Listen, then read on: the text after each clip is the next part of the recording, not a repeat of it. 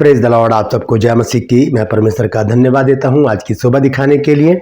एक और दिन परमेश्वर ने हमारे जीवन में जोड़ दिया, हम परमेश्वर को कोटि कोटि धन्यवाद दें। आज एक विशेष संदेश मैं आपके सम्मुख लेकर आया हूं जो दूसरा कुरिन्थियों 6 अध्याय से है। 14 पद में लिखा है, ऐ विश्वासियों के साथ असमान जुए में ना जुतो, क्योंकि धार्मिकता और अधर्म का क्या मेलजोल, या ज्योति और अंधकार की क्या संगति। इस विषय पर बातचीत करेंगे आज। बहुत ज़रूरी संदेश है ये हर एक विश्वासी के लिए। जो भी कुछ लिखा है यहाँ पर संत पौलुस ने उसे समझने की ज़रूरत है कि संत पौलुस यहाँ बताना क्या चाहते हैं, समझाना क्या चाहते हैं। बने रहिएगा मेरे साथ। मैं आपका दोस्त पास्टर राज मैसी आपके सम्मुख उपस्थित हूँ एक नए संदेश के साथ। आप देख रहे हैं मेरा यूट्यूब चैनल जिसका नाम है ब्रदर राज मैसी। यदि अभी तक आपने मेरे इस चैनल को सब्सक्राइब नहीं किया तो अभी सब्सक्राइब कर लीजिए, बेल आइकन को दबाइए ताकि नोटिफिकेशन आपके पास पहुंचे और नया वीडियो तुरंत आपके पास पहुंच जाए। Praise the Lord. मेरा एक और चैनल है जिसका नाम है ट्रू पल्स। आज उसमें सवाल है कि वो कौन सा चेला है जिसको प्रभु यीशु मसीह ने अल्प विश्वासी कहा था। अल्प विश्वासी का मतलब होता थोड़ा सा विश्वास करने वाला। कौन सा चेला? वो 12 चेले थे। अगर आप जानते हैं तो कमेंट सेक्शन में लिख दीजिए, अगर नहीं तो डिस्क्रिप्शन में जाइए, लिंक को क्लिक कीजिए और जान लीजिए कौन सा चेला है। Praise the Lord. और मेरे साथ मेरी मुहिम में शामिल हो जाइए। जिद है सच को फैलाने की। Praise the Lord. आइए एक छोटी सी प्रार्थना करके आज के इस वचन को मैं शुरू करूंगा। प्रभु जी, मैं धन्यवाद देता हूँ आज की सुबह दिखाने के लिए प्रभु जी, और विनती करता हूँ इस वचन के लिए जो तूने दिया है प्रभु। इस वचन को शेयर करने मेरी मदद सहायता कर। मेरे होठों को, मेरे दिल दिमाग को छूकर ब्लेस कर। मेरी आत्मा और मेरा शरीर तेरे ही कब्जे में रहे, ताकि बोलने वाला मनुष्य नहीं बल्कि तेरा आत्मा हो। जो भी गुण भेद की बातें आज इस वचन में छिपी है वो हम पे प्रकट करना, ताकि उसको हम जाने और अपने जीवन को उसी के अनुसार गुजारने वाले बन सके। जितने भी लोग इस वचन को देख रहे हैं, सुन रहे हैं, उन सब पर मैं तेरी आशीष बोलता हूँ। हर एक को आशीषित कर। हर एक की रोग बीमारी चिंता परेशानियों को दूर कर मेरे प्रभु जी। हर एक घर से तफर के लड़ाई झगड़े मनमुटाव दूर कर प्रभु जी। कर्जे दूर कर, बेरोजगारी दूर कर मेरे प्रभु जी, बांझपन दूर कर प्रभु, और नशा दूर कर मेरे प्रभु जी। बहुत से लोगों ने मुझे मैसेज किए हैं कि उनके घर में बहुत देर देर तक लोग सोते हैं प्रभु। तो प्रभु जी, इस नींद की दुष्ट आत्मा को प्रभु हर एक के घर से दूर कर दे प्रभु, ताकि दरिद्रता ना आए प्रभु। तेरे बच्चे प्रभु जी समय से उठे, तेरी महिमा करें, और ताकि मसीह की ज्योति उन पर चमकने पाए। धन्यवाद देता हूं प्रभु, तूने मेरी प्रार्थना को सुन लिया। प्रभु यीशु के नाम से मांगता हूं, आमीन। Praise the Lord. तो मुझे बहुत से लोगों ने लिखा कि हमारे घर में बहुत देर देर तक लोग सोते हैं। तो मैंने जैसे आपको बताया था, नीति वचन 20 की 13 आयत में लिखा है कि नींद से प्रीति न रख, नहीं तो दरिद्र हो जाएगा, गरीब हो जाएगा। तो नींद हमारे बहुत सारी चीज़ों को खो देती है। तो आज का जो वचन है वो है विश्वासियों और अविश्वासियों के लिए, लेकिन मेन पॉइंट क्या है? वो है जुआ। यहाँ पर मैं एक तस्वीर दे रहा हूँ। ये जुआ है। ये जुआ उसे कहते हैं जो बैलों के कंधे पर, यहाँ पर गुद्दी पर रखा जाता है, कंधे पर रखा जाता है। और बैल जो होते हैं, जब दोनों बैल बराबर होते हैं, समानांतर होते हैं, तब जब वो चलते हैं और किसान जो है वो हल की फाल को ऐसे जमीन में जोर से गाड़ता है, और जब वो बैल चलते हैं तो वो जो हल की जो फाल है वो जमीन को फाड़ते हुए आगे बढ़ती चली जाती है। इसे कहते हैं खेत को जोतना। तो यहाँ पर संत पौलुस ने जुए का जो जिक्र किया है वो इसीलिए किया है कि, हाँ ध्यान से सुनिएगा, मैं पढ़ रहा हूँ दूसरा कुरिन्थियों 6 अध्याय का 14 पद। लिखा है, अविश्वासियों के साथ असमान जुए में ना जुतो। असमान जुए का मतलब होता है जिसमें कोई समानता ना हो। एक छोटा है, एक बड़ा है। अब आप सोचिए दिमाग में, अगर किसी किसान ने अपने हल को जोतना है तो एक तो बैल है पूरा, और एक छोटी सी बछड़ा है। ऐसी परिस्थिति में क्या होगा? जुआ ऐसा हो जाएगा, टेढ़ा हो जाएगा, तो वो कभी भी हल नहीं जोत सकते। दूसरी बात, एक बैल का मुंह उस तरफ है और एक बैल का मुंह इस तरफ है। इसे कहते हैं असमानता। समान नहीं है। एक इधर जा रहा है, एक उधर जा रहा है, तो फिर कैसे जुआ काम करेगा? संत पौलुस यही समझा रहे हैं। अविश्वासियों के साथ असमान जुए में मत जुतो। अविश्वासी कौन है? देखिए, यहाँ पर अन्य जातियों की बात तो है ही, लेकिन मसीहों में भी बहुत से लोग अविश्वासी हैं।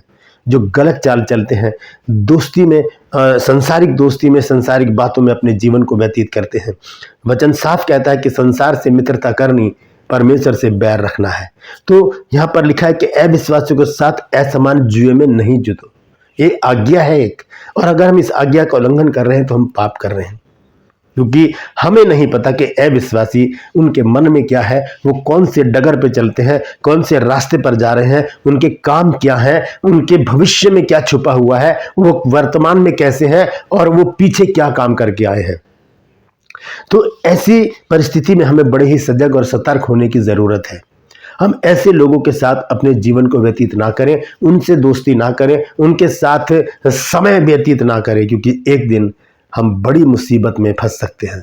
एक सच्चा किस्सा मैं आपको सुनाऊंगा, बहुत सच्ची कहानी है कि एक लड़का था और उसकी एक दुकान थी, बहुत अच्छी दुकान थी, आबादी वाला क्षेत्र था और वहाँ पर दुकान थी, और दुकान में बुक्स की दुकान थी, किताबों की।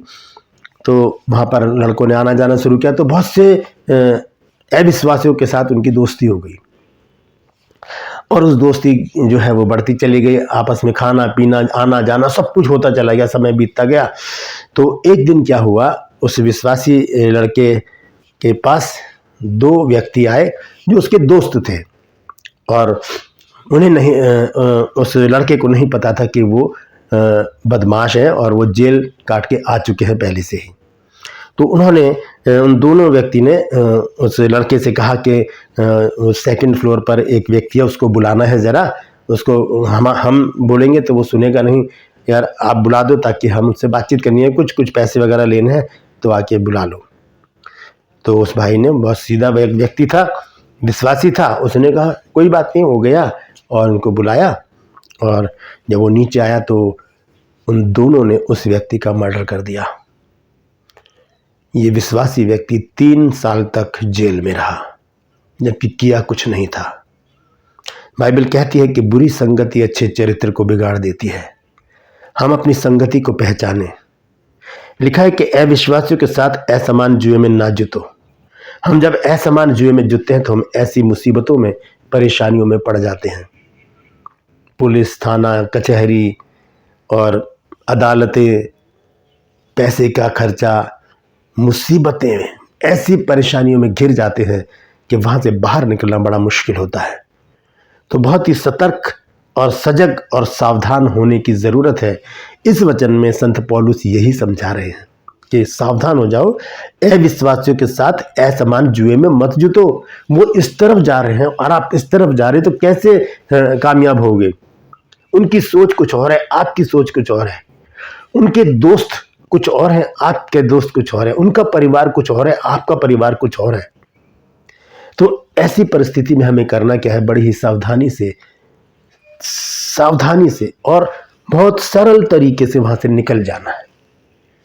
कोई दोस्ती नहीं, क्योंकि संसार से मित्रता करनी, परमेश्वर से बैर करना है। आगे लिखा है, क्योंकि धार्मिकता और अधर्म का क्या मेल जोल। धार्मिकता और अधर्म का कोई भी मेल जोल नहीं। और सबसे बड़ी बात देखिए नीचे क्या लिखे है, यह ज्योति और अंधकार की क्या संगति। ज्योति मतलब प्रकाश, उजाला, और अंधकार की कोई संगति नहीं। अगर कमरे में अंधेरा है तो वो अंधेरा ही रहेगा जब तक आप लाइट ऑन नहीं करेंगे। जब तक आप स्विच को ऑन नहीं करेंगे तो वहां पर उजाला होगा ही नहीं, क्योंकि संगति है ही नहीं अंधेरे की और उजाले की। इसी तरह से अविश्वासियों की और विश्वासियों की कोई भी संगति नहीं है। अगर आज आप ऐसी दोस्ती में फंसे हुए हैं तो आज, अभी और इसी वक्त वहां से निकल जाइए। ऐसा ना हो कि कल आप एक बड़ी मुसीबत में फंस जाएं, बड़ी मुसीबत में फंस जाएं। ये वचन हमें यही सिखाता है। कहता है कि अविश्वासियों के साथ असमान जुए में ना जुटो, क्योंकि धार्मिकता और अधर्म का क्या मेल जोल, और ज्योति और अंधकार की क्या संगति है। कोई संगति नहीं है। और आगे लिखा, मसीह का बलियाल के साथ क्या लगाव, या विश्वासी का अविश्वासी के साथ क्या रिश्ता नाता। कोई भी रिश्ता नाता नहीं है। हम विश्वासियों के साथ अपने जीवन को व्यतीत करें, विश्वासियों के साथ संगति करें। जो समय हमारे पास है, हम अविश्वासियों के साथ इधर उधर घूमने से अच्छा है कि हम वो समय परमेश्वर को दें, परमेश्वर का वचन पढ़ें, उसकी आराधना करें। खाली समय है तो कुछ म्यूजिक की क्लासेस ले लें और कुछ म्यूजिक सीख लें, गिटार सीख लें, कीबोर्ड सीख लें, ड्रम सीख लें, ताकि वो चर्च में काम आए। नहीं तो बहुत से बाइबल स्कूल खुले हुए हैं, बाइबल स्टडी कर लें, वो बहुत ज़रूरी है, वो भविष्य में बहुत काम आती है। तो इस तरह से अविश्वासियों के साथ घूमना फिरना, उनके साथ व्यर्थ की बातचीत करना, व्यर्थ का हंसी ठट्ठा, व्यर्थ जगहों पर जाना, ऐसी जगहों पर जहां पर आप फंस सकते हैं, ये गारंटेड है। क्योंकि ऐसे लोगों पर ही पुलिस की नजर होती है जो व्यर्थ की जगहों पर घूमते हैं। तो पौलुस ने हमें बहुत अच्छी बात समझाई है। 16 पद में देखिए क्या कहता है, और मूर्तों के साथ परमेश्वर के मंदिर का क्या संबंध है। पहला कुरिन्थियों 3:16 में संत पौलुस ने कहा है, क्या तुम नहीं जानते कि तुम्हारी देह पवित्र आत्मा का मंदिर है और उसका आत्मा तुम्हारे अंदर वास करता है। तो हम परमेश्वर का मंदिर है, तो मंदिरों का मूर्तों के साथ कोई भी संबंध नहीं है। सजग हो जाइए, सतर्क हो जाइए और ऐसी दोस्ती को आज ही हाथ जोड़ दीजिए कि इस दोस्ती से हमें प्रभु तू दूर कर दे, ताकि हम किसी बड़ी मुसीबत में ना फंस जाए। मैंने आपको एक सच्ची कहानी सुनाई है, वो बिल्कुल सच्ची कहानी है, बिल्कुल सच्ची कहानी है, ऐसा हुआ है और दिल्ली की घटना है ये। तो यहाँ पर हम देखते हैं कि हम संत पौलुस के वचन को देखते हैं, जब 14 पद में कहता है कि अविश्वासियों के साथ असमान जुए में ना जुटो। तो आज इस बात को प्रण कर लीजिए कि प्रभु, प्रार्थना कीजिए प्रभु से कि प्रभु, मैं बहुत से अविश्वासियों के साथ जुड़ा हुआ हूँ, मेरे बहुत से अविश्वासी दोस्त हैं, मेरी बहुत सी अविश्वासी सहेलियां हैं, मेरे बहुत से अविश्वासी दोस्त हैं, मैं उनसे छुटकारा चाहती हूँ, मैं उनसे छुटकारा चाहता हूँ। प्रभु मुझे छुटकारा दे, ताकि मैं एक अच्छा प्रतिष्ठित जीवन जी सकूं और एक आत्मिक जीवन जीकर एक विश्वासी बनके तेरे सम्मुख रह सकूं। आमीन। ये छोटी सी प्रार्थना कीजिए, प्रभु आपकी प्रार्थना को सुनेंगे और वहां से ऐसे करके निकाल कर बाहर खड़ा कर देंगे। Praise the Lord. परमेश्वर इन वचनों के द्वारा हम सबको आशीष दे। यदि आज आपने कुछ नया सीखा है तो कमेंट सेक्शन में आकर मुझसे जरूर बातचीत कीजिएगा।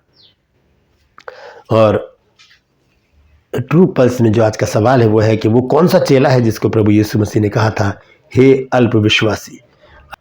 अगर आप जानते हैं तो कमेंट सेक्शन में लिख दीजिए, अगर नहीं जानते तो डिस्क्रिप्शन में जाइए, लिंक को क्लिक कीजिए और जान लीजिए कि वो कौन सा चेला है। Praise the Lord. मेरे साथ मेरी मुहिम में शामिल हो जाइए, जिद है सच को फैलाने की। यदि अभी तक आपने मेरे इस चैनल को सब्सक्राइब नहीं किया है तो इसे और ट्रू पल्स को, दोनों को सब्सक्राइब कर लीजिए, ताकि नोटिफिकेशन आपके पास पहुंचे और नया वीडियो तुरंत आपके पास पहुंच जाए। मेरे वीडियोस को लाइक कीजिए, शेयर कीजिए और कमेंट सेक्शन में आकर मुझसे ज़रूर बातचीत कीजिए। Praise the Lord. आज के लिए बस इतना ही, फिर मिलूंगा एक नए संदेश के साथ, एक नया वीडियो लेकर। तब तक के लिए मुझे इजाज़त दीजिए, लेकिन अपना और अपनों का ख्याल रखिए और असमान जुए में ना जुटिए। Praise the Lord.